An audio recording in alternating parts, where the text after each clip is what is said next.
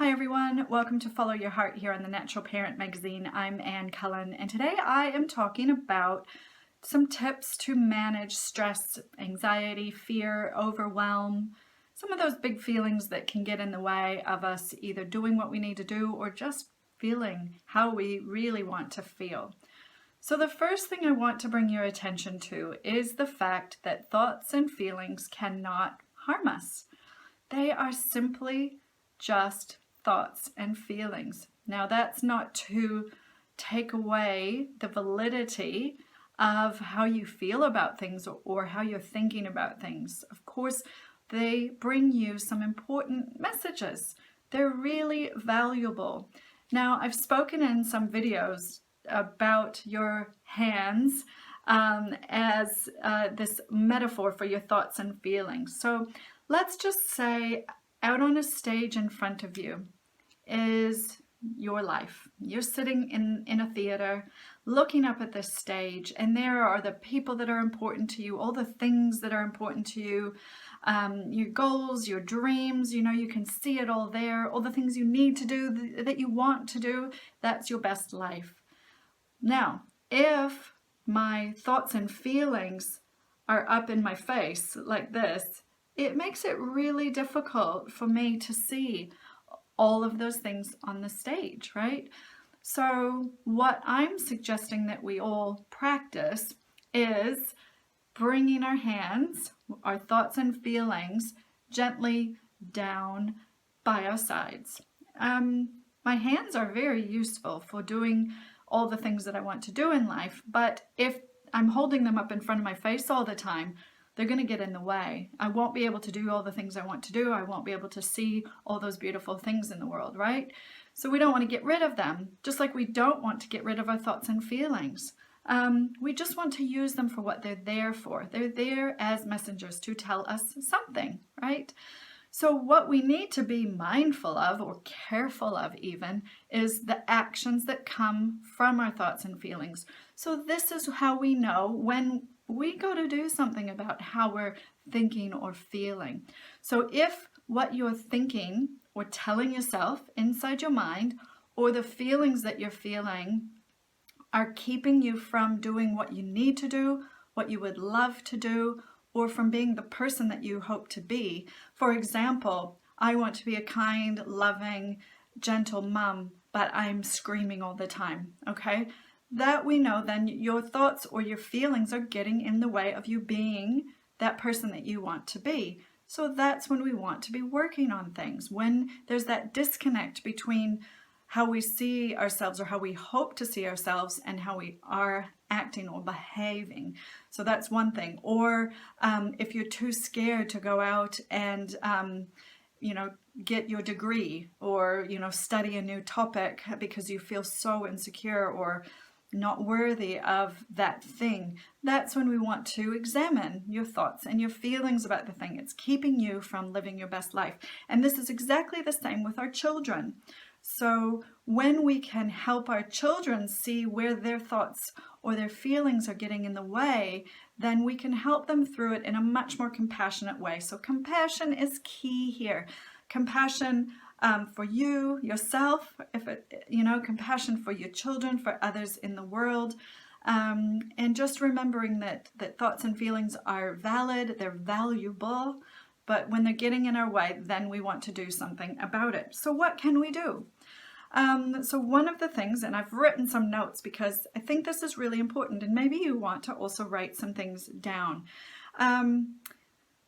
One of the questions you can ask yourself, especially in these challenging times right now, is, am I being part of the problem or part of the solution here?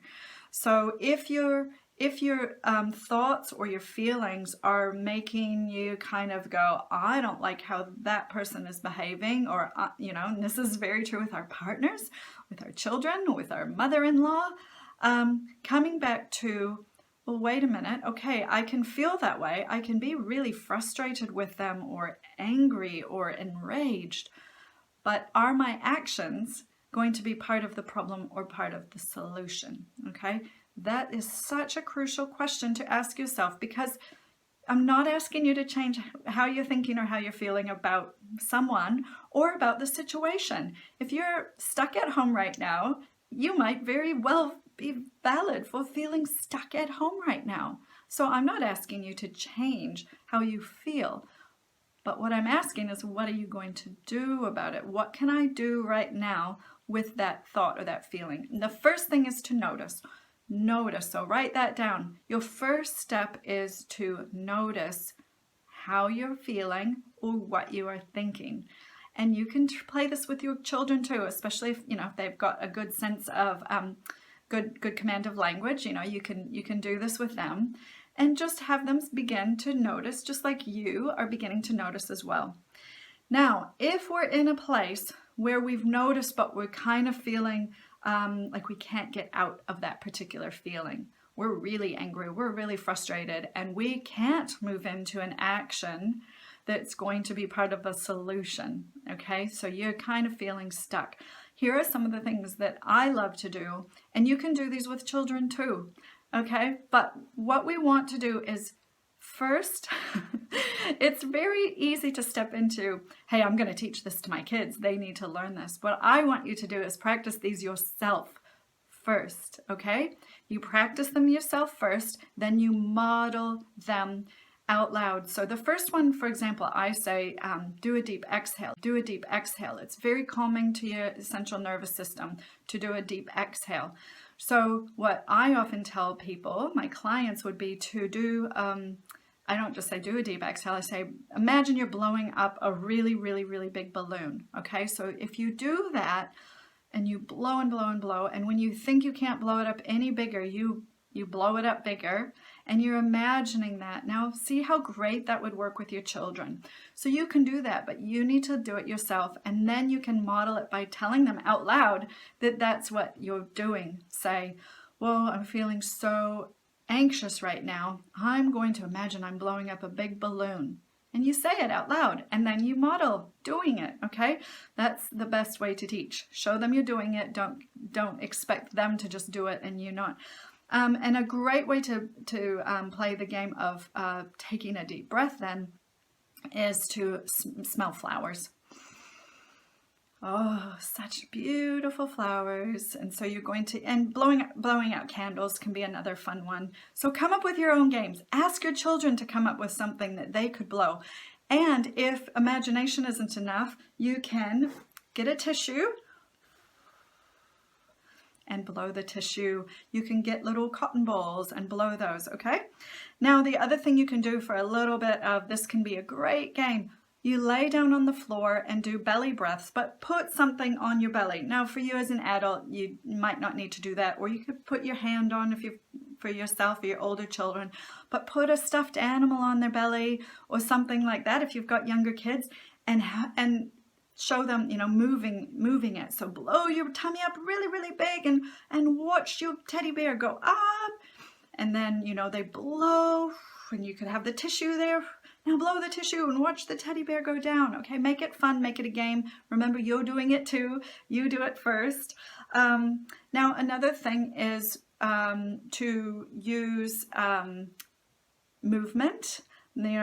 Get out in nature, singing, all of that kind of stuff. Now, if you write these down, have yourself some notes somewhere, because you will forget when you're feeling horrible, like you don't want to get up off the couch, or you're just so sick and tired of what's going on around you. You won't remember these things. So it helps to have some messages around the place, some things that will draw your attention to it. And the other thing you can do with your children is to use their dolls, their toys, to act out some things rather than just talking and lecturing, which doesn't work, especially with your younger children. Get them to act out some scenarios. With your older children, you can say, hey, what would you do if you were this person in this situation? So you're taking it away. Instead of putting them in the scenario, you're taking the emphasis off, this is about you. Have it be like, if your friend was feeling like X or thinking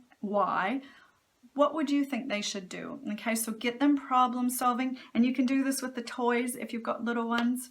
So I want to leave you there, but I would love to know what your suggestions are, things that you found have worked. And yeah, hope you enjoyed that. And I wish you all well in this interesting time. Take care, everybody. Bye for now.